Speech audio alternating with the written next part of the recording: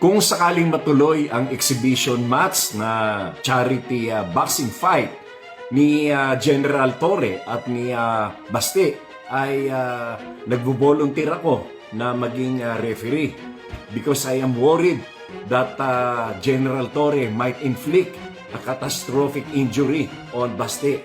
Dahil yan si General Torre, astig yan at merong iniinom yan na energy drink, coffee. Ito, binigyan nga niya ako eh.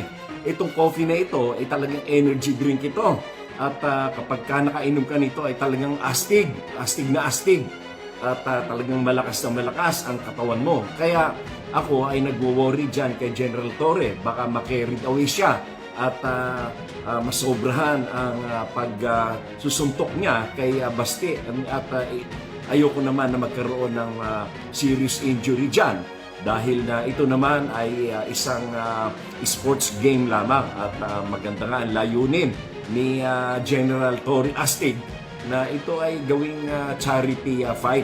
Kaya ako ay willing ako mag-volunteer na referee upang mabilis umaawat sa kasakali mang magkaroon na ng talagang sakitan.